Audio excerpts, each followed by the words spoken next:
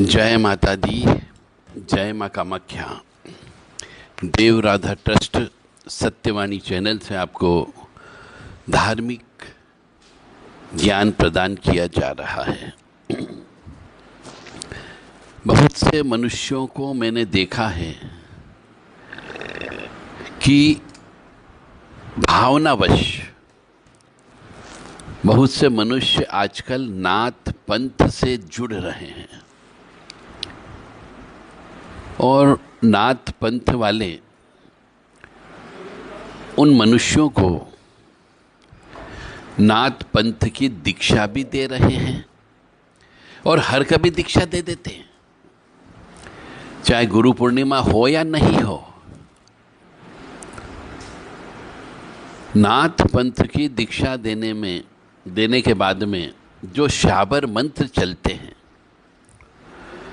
उन शाबर मंत्र से मनुष्यों के ऊपर ऋण चढ़ जाता है।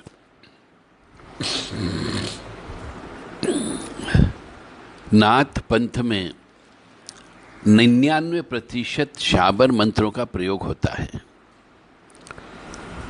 और जब मनुष्य शाबर मंत्रों का प्रयोग करने लगता है, जप करने लगता है, तो उसके अंदर शिव जी की आन होती है, हनुमान जी की आन होती है, रामचंद्र जी की आन होती है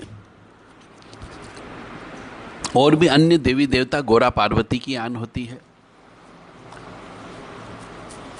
और मनुष्य उन आन को लेकर के जप करने लगता है।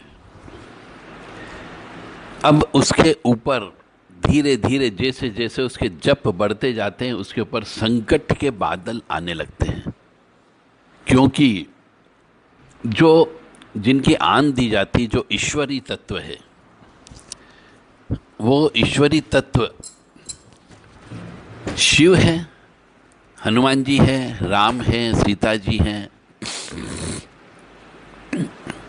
ये ईश्वरी तत्व की जब आप आन दोगे, इससे अच्छा आप ईश्वरी तत्व से ही क्यों न बात करो, क्यों ना ईश्वरी तत्व की ही साधना करो, क्यों ना ईश्वरी तत्व के ही जप करो।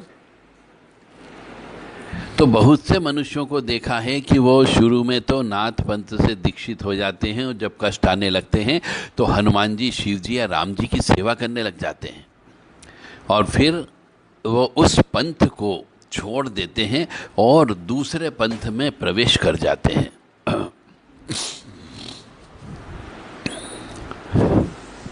नाथ पंथ में जो मंत्र लिए हैं, जो धूना लगाया था, अब उनको विसर्जन करना पड़ता है।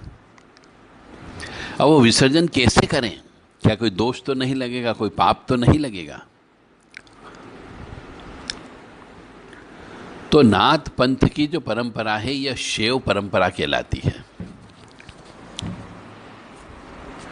इसमें अक्सर कई मनुष्यों को मेरे से आमना सामना हुआ मुलाकात हुई है और अल्टीमेटली ये पाया है कि वो जब नाथ पंथ में चले गए, नाथ पंथ की दीक्षा ले ली, जब तप किया, तो धीरे धीरे उनके जीवन में कष्ट आना प्रारंभ हो गए।